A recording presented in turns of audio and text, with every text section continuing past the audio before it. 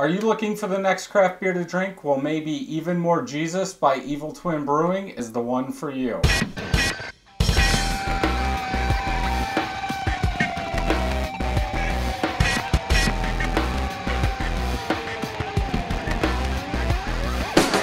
Welcome back, everybody. I'm Brad. I'm Steve. And today we do have Even More Jesus. Now, I did buy a 4-pack of this, and I had to drink one to see what all the hype was about. So this is a 12% ABV and 75 IBUs. So Okay. this is a sipper. This looks like a sipper in a 16-ounce mug. Awesome. Well, it's kind of funny. It's obviously for us when we're filming the Christmas season, so Even More Jesus is kind of funny. Yeah. We're drinking it, but man, that thing's dark. Looks like motor oil. You've never had this, right? No. No? Okay. Imperial Stout. Okay.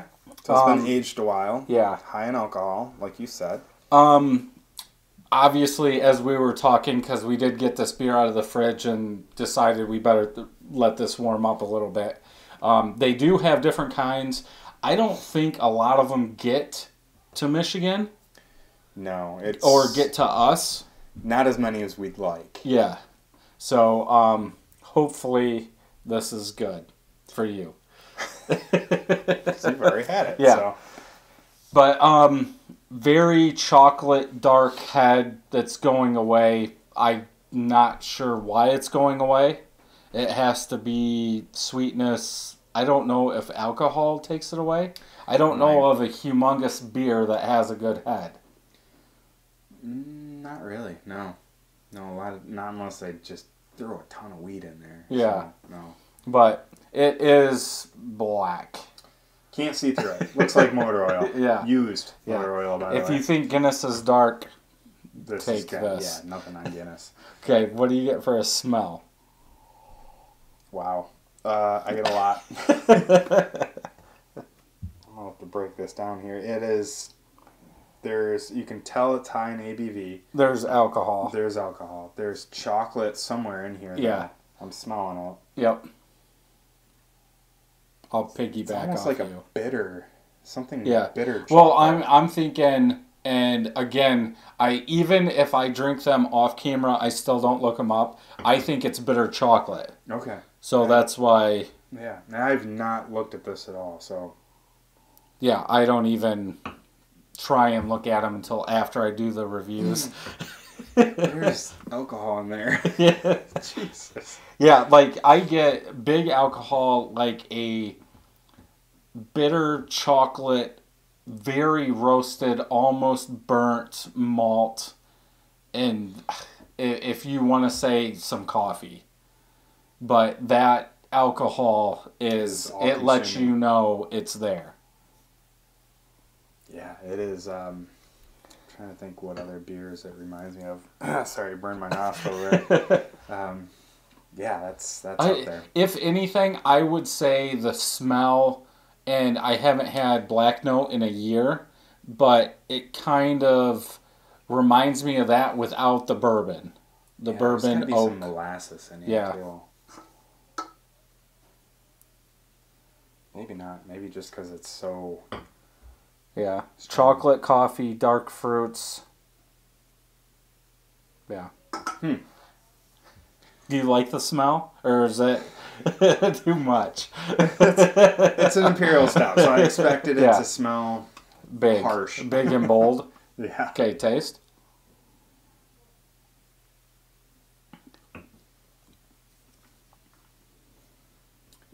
That's good.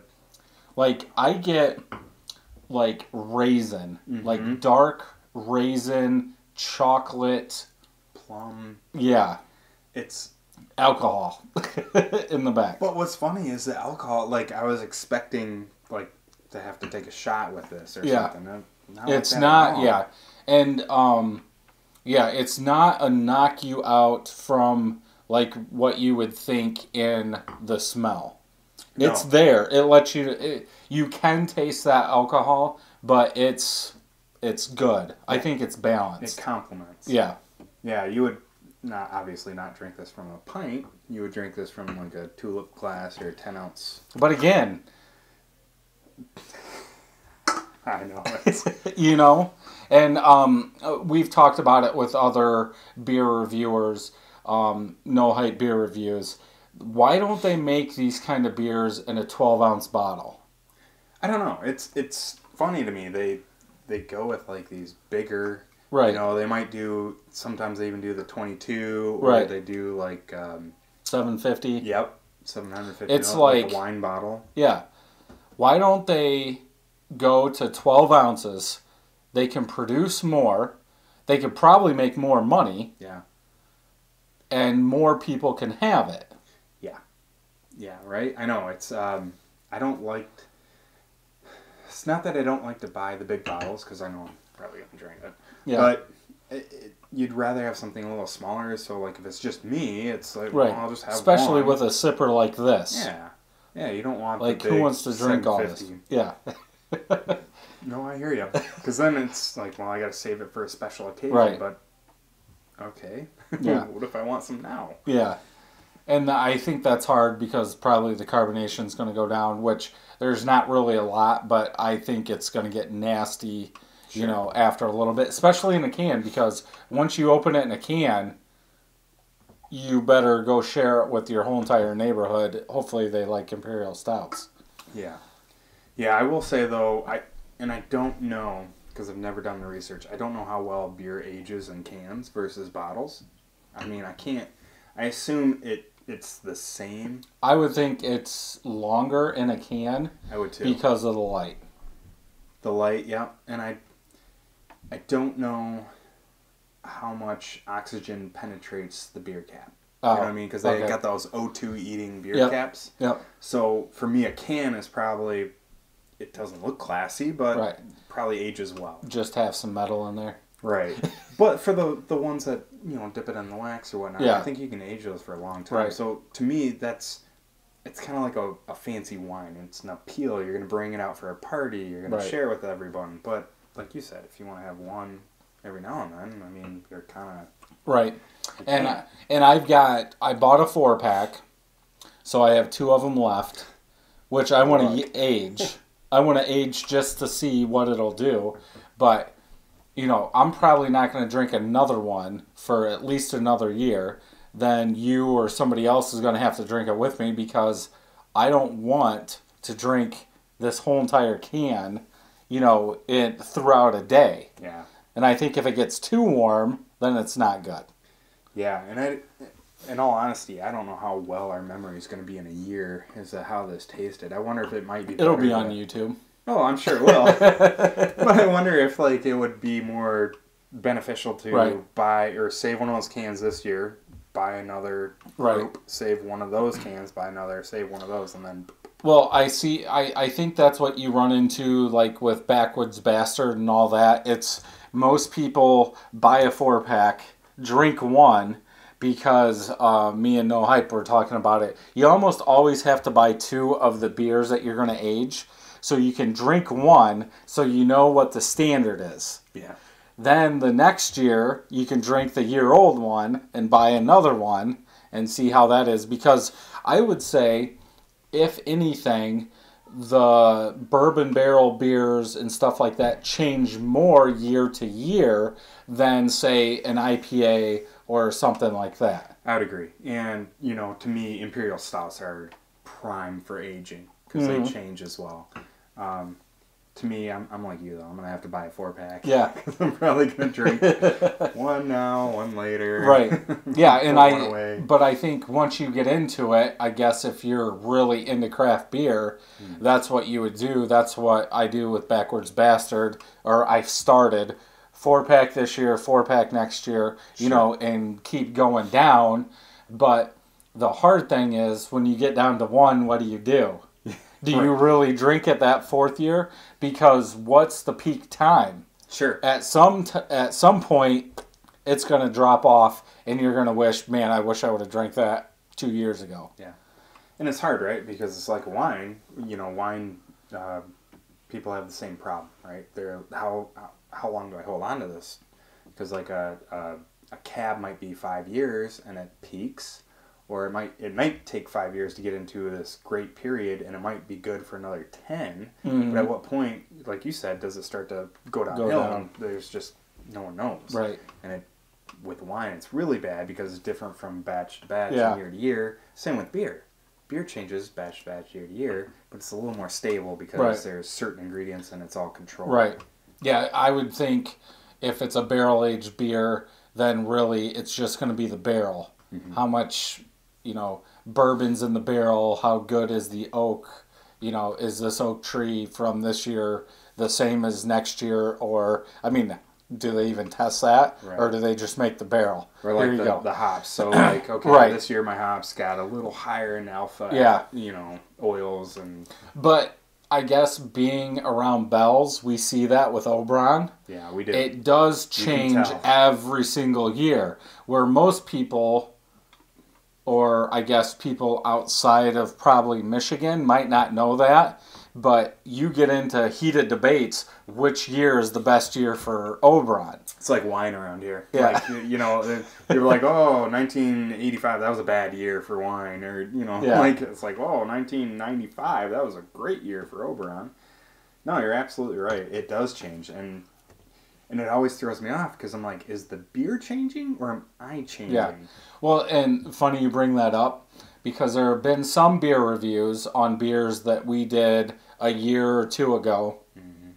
And watching other people's reviews, I'm like, I need to buy that beer again just to try it to see if it's me or if it was the beer. Sure. I agree. And you can if you look at our March Madness stuff, if you go back on some of that, even the temperature at which we drank it changed the flavor quite a bit. So variability in everything. It's not a science, unfortunately. It is a little bit, but that's why you got to try it yourself. You got to drink what you like. And we're just telling you what we think. Yep. So always, I would say, and as we've done for 2+ years, drink everything. Just buy it, drink it, Not all at once. Well, yeah, good luck doing that. Yeah, right. But yeah, I think, what would you give this out of 5?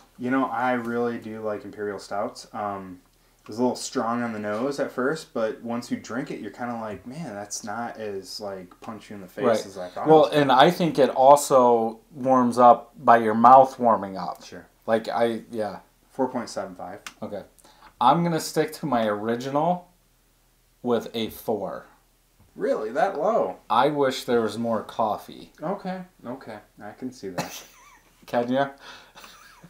But I do. I wish there was more coffee. I wish that alcohol note was toned down just a little bit. I still want it to be there. But even as they say on this, coffee... You're not getting any coffee.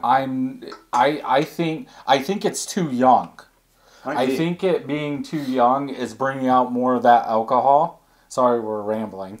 But I think it's too young, and I guess if there's a 2016 version, it might have toned down, but I think it's too young. The alcohol's too much, and I want more coffee. I think with all those roasted malts, you should get coffee, because if you look at a porter or a regular stout, you're supposed to get some coffee in there, and an Imperial Stout would be more roasted malt, more, 2-row Munich, Maris Otter. I think you should get more coffee. Yeah, and I can see that. And